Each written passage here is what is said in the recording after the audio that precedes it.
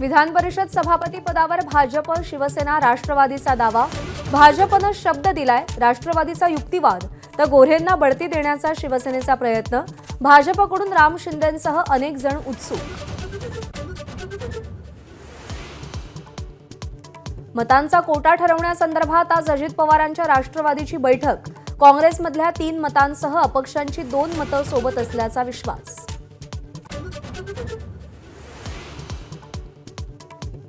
विधान परिषद निवडणुकीची रणनीती 5 स्टार हॉटेलमध्ये ठरणार। भाजप, राष्ट्रवादी, शिंदे आणि ठाकरेंच्या आमदारांचा हॉटेलमध्ये मुक्काम।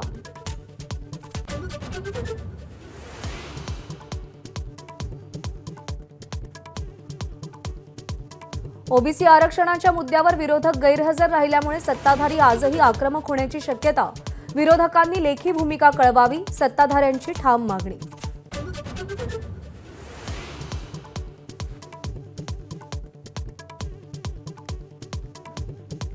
मराठा आंदोलन उधळण्याचा सरकारचा डाव। समाजातल्या काही अतृप्त आत्म्यांना सरकारची फूस। एबीपी माझाच्या 0 अवर कार्यक्रमात मनोज जरांगेंचा गंभीर आरोप।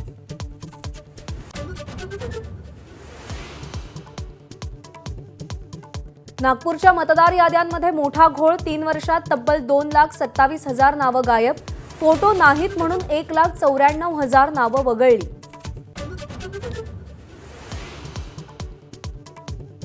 समृद्धी महामार्गाला छत्रपती संभाजीनगर जवळच्या माळीवाड्यात भेगा। 3 सेंटीमीटर रुंदीच्या 50 फूट लांबीचे तडे। 20 वर्ष खड्डे पडणार नसल्याचा MSRDCनं दावा केला होता, दावा फोल।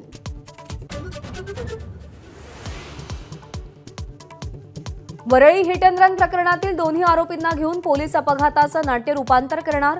आई, बहीण आणि मित्रांची पुन्हा चौकशी।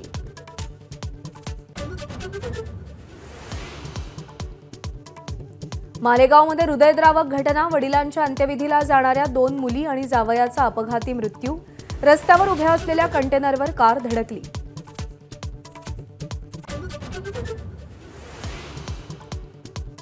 कोकण रेल्वेवरची वाहतूक सुरळीत। पेडणे बोगद्यातील चिखल आणि पाणी काढण्यात यश। मध्यरात्रीनंतर वाहतूक पूर्ववत।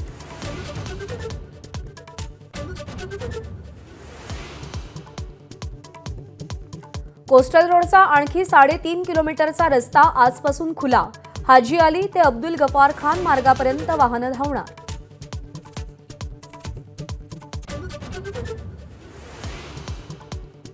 नीट परीक्षेसंदर्भात आज सुप्रीम कोर्टात सुनावणी। परीक्षा पुन्हा होणार की नाही याचा फैसला।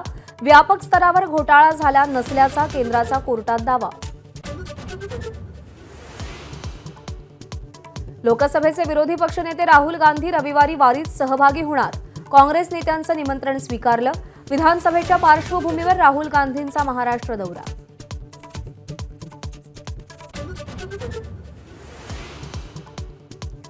आषाढी वारीसाठी एसटी प्रशासनही सज्ज। 5,000 जास्तीच्या गाड्या सोडणार। 40 प्रवाशांनी मागणी केल्यास स्वतंत्र बस देणार। प्रवाशांना तिकिटातल्या सर्व सवलतीही मिळणार। बिग बॉस OTT 2चा विजेता एल्विसच्या अडचणीत वाढ। रेव पार्टीमध्ये सापाचं विष वापरल्याच्या प्रकरणाशी संबंधित मनी लॉन्ड्रिंग प्रकरणात ईडीचं समन्स। नमस्कार। मन शुद्ध तुझं ही वेगळ्याच प्रकारची मालिका तुम्हा सगळ्यांना खूप आवडली होती। याचा दुसरा सीझन कधी येणार अशी विचारणा झाली। प्रतीक्षा संपली आहे मित्रांनो। येतोय मन शुद्ध तुझंचा दुसरा सीझन। होई मन